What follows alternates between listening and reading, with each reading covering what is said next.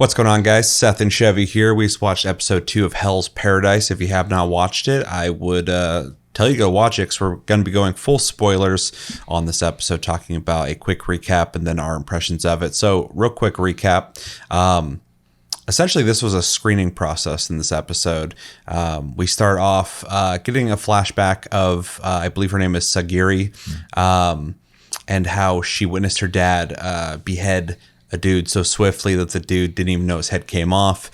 And she, at that moment, realized she wanted to be able to kind of replicate that.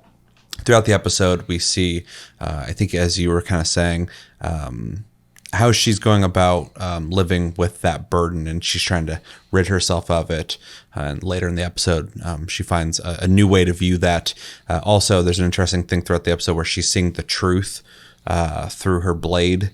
And so it's almost like she's having visions when she's looking at it, which is interesting. So yeah, the core of the episode, though, is they are essentially screening the criminals who will be going to this paradise with the elixir of life. And we get a kind of a rundown of how that's going to look. They're going to be sending people in there. They're going to have, I forgot the name of the clan, Amada? Something like that. They're going to have monitors with them to kind of keep them in line. They have some rules that if they come back without their monitor, they'll be killed. If they do anything out of line on this paradise place, they'll be beheaded by their monitors. Of course, Gabimaru's monitor will be Sagiri, but everybody will have their own monitors.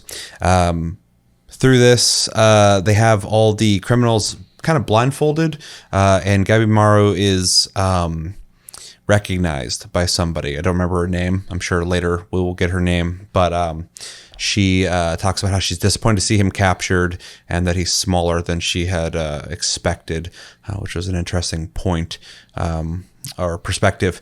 At this point, though, they have everybody take off their masks and show them just kind of show them what they're getting into. A guy who came back who reportedly had lumps on him and since then proceeded to have flowers bloom out of his face. And now he's alive, but not really. I mean, I don't know what's going on with him, but he's definitely not, I guess, human anymore. This freaks some people out. Other people don't seem to care too much. You have all sorts of different kinds of criminals, from like psychopaths to people who probably killed somebody, but later is discussed might have not killed people for the same reasons.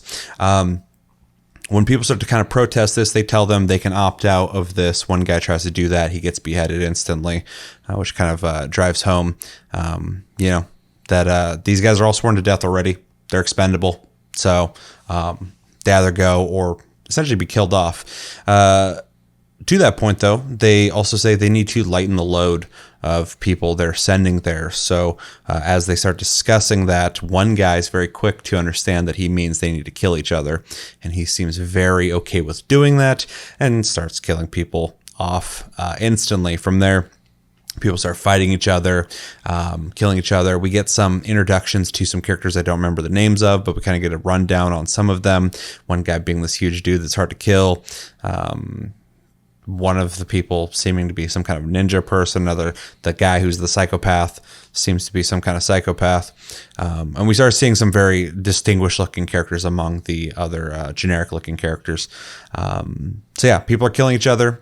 And Gabimaru at one point kind of is just standing there, and they're just like, oh, why is he just standing there? He ends up bringing up that, should they all be killing each other? Because some people here are not as, crazy as others. And do they deserve that? The guy doesn't like that. He tells one of the criminals to kill Gabimaru. So the guy is like, okay, that's cool. He grabs a rock and tries to hit him with it. He dodges it. Gabimaru doesn't want to fight him. And then realizes that he's going to have to kill this dude. So as he's telling him that he's going to have to kill him if he tries to kill him, the criminal is like, I thought you didn't want to kill anybody. He's like, I don't, but I also can't afford to die. So I'm going to have to do what I need to do. And then he proceeds to rip the dude's throat out, punch through some other guy's chest, rip another dude's throat out, bite another guy's throat out, and he ends up just murdering a bunch of people very easily with some very agile moves. Everybody kind of watches and kind of takes in that he's definitely as powerful as they say he is, and that he's a monster. And yeah, there's been this theme throughout the episode too that I don't know the guy's name, but he's somebody who's part of the Ronin clan or Samurai clan, asking Sagiri if she's even going to be able to handle this situation. She has a couple flashbacks of how she kind of came up and the trials and tribulations she's gone through to get to where she is, the burdens that she holds, and things that might hold her back. She keeps saying that she's going to be able to handle it. She'll be able to kill Gabimaru if she needs to. And then she's kind of tested when she watches him murder all these people, but it kind of clicks for her that she's dedicated and she will be able to take him down if she needs to. Gabimaru's kind of surprised to hear her say that, especially if you just saw what he did. He's probably pretty used to not feeling like he's too threatened by people. So it's kind of crazy that she would say that after that. And yeah, we get left with 10 criminals. All very distinct, with and 10 bodyguards. 10 bodyguards. And so that's the situation, and the episode leaves us with them already on the boat heading straight to the island. So we are going quickly, I think in a good pace. We'll talk about that. And yeah, kind of got some Battle Royale vibes from this episode, which was interesting. Wasn't expecting that. But yeah, we also got the intro, which I believe was in the last episode, but then we got the outro now, which was very relaxing. And yeah, thoughts? Yeah, I like the episode. There's a couple parts. Maybe it's not a couple parts. There's just an abundance of throwaway characters, and so I was just kind of like looking at all these like really undetailed looking people in an anime that looks really good otherwise. So that was kind of jarring. And I get it; they're expendable, they're going to be killed off, type of deal. But yeah, the point of the storytelling was that they were going to get killed, and they are getting killed. But as soon as it showed the crowd of them, and I saw some people with colored hair and some dude who's huge and stuff, I was like, okay, these people are important, going to be around for a little bit. Yeah. That was nice to see that because I have no idea where the show's going.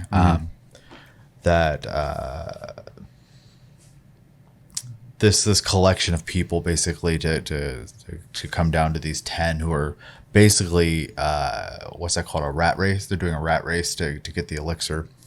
So we got like the 10 best now, essentially. So the premise is cool.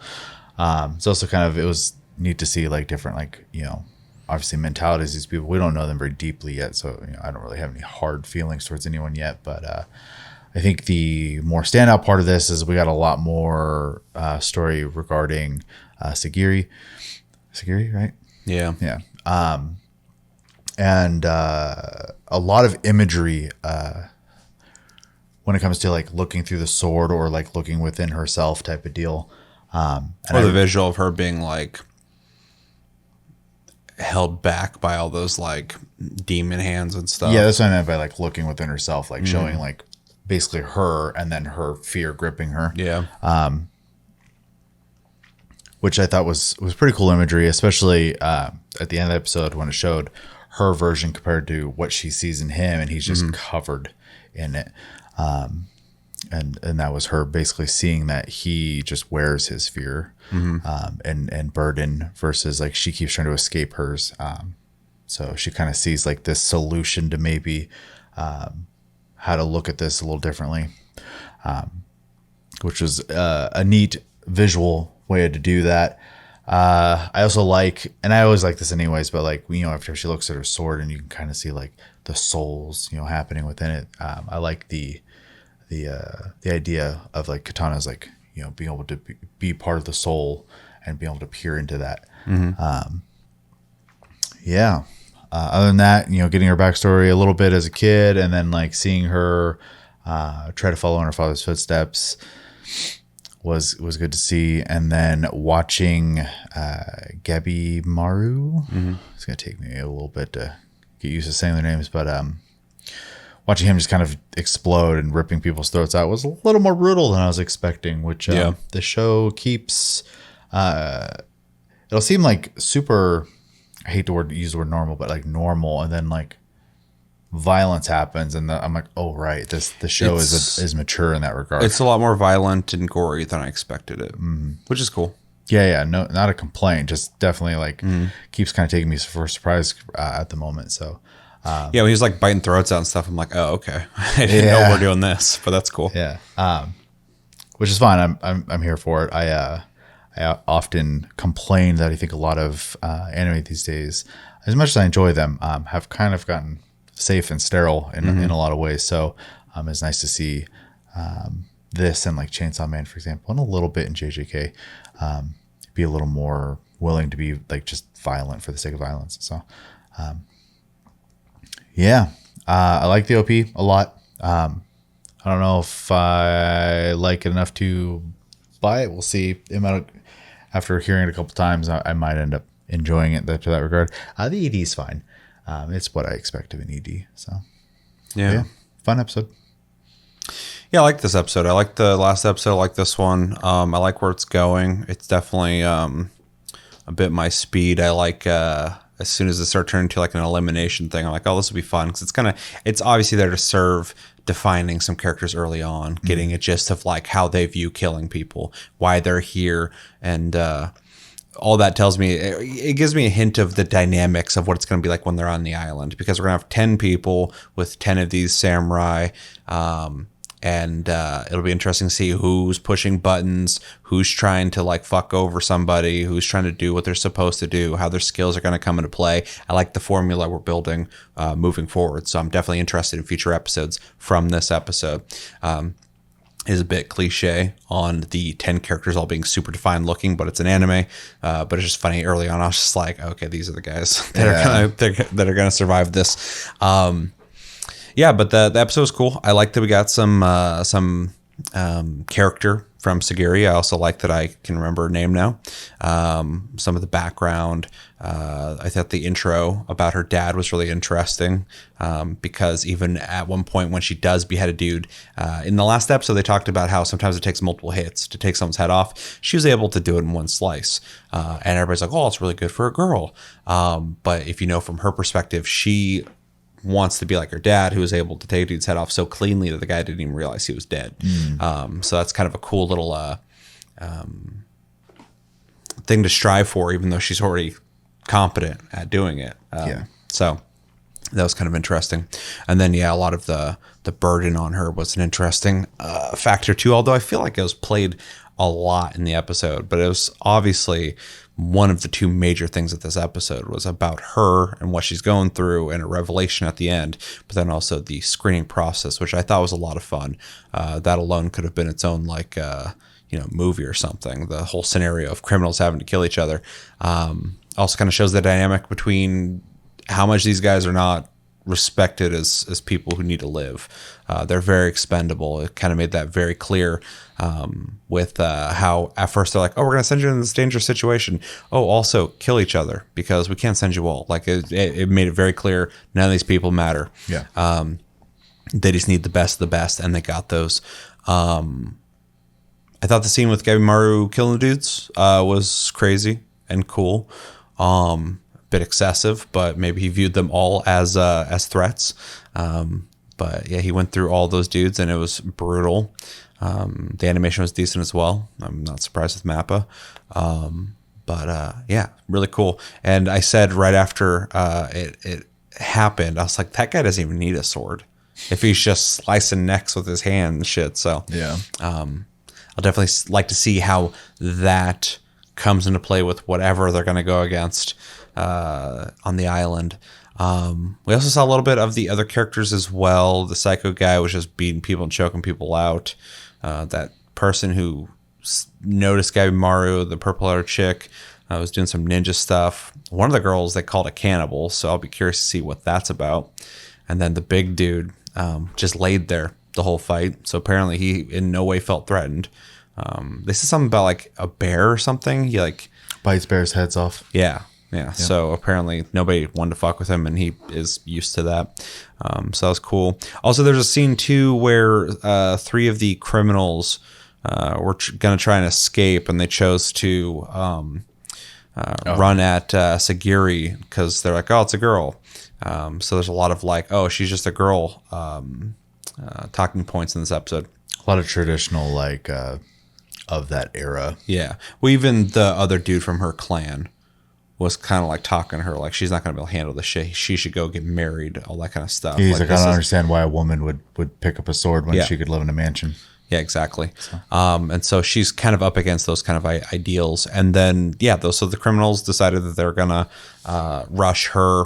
And when the other guy went to step in, she essentially was kind of working her way up towards the conclusion at the end where she's like, I can handle this. And she just beheaded all 3 of them like it was nothing. It was just like over. So that was an interesting scene. And yeah, I like how much was packed into this episode while also kind of keeping it straightforward and getting us moving. We talked about this in the last episode. So I see a trend here in the 2 episodes that the pacing, I think, is being done responsibly. We're getting a lot of info, but also moving along. And I really appreciate that because not to talk too much about reviews we've done in the past, but when we were watching Trigun, that pacing was a on and off thing. I feel like for both of us, certain parts felt good, certain parts felt slow. So far, this 2 episodes in seems to be moving along. We're already getting to the island. So at the very least, yeah, that's they're not dilly-dallying around with getting us to the island. Yeah, we didn't have an episode where it was just Sagiri dealing with her past and hanging out. Nothing's going on. There's another storyline happening at the same time that was rolling the ball and getting it going. So I appreciate that. And yeah, so far I'm liking it. I'm really curious to see where it goes because I have no frame of reference for this story at all. I've never read the manga. I didn't even look into this that much. I just thought the art style was cool, honestly. And so far, it's still pretty cool looking. Yeah, really excited to see what happens in episode 3 once they get there. And I'll be curious to see how they handle the 10 criminals and if any of those will be expendable. I assume some of them will probably die off.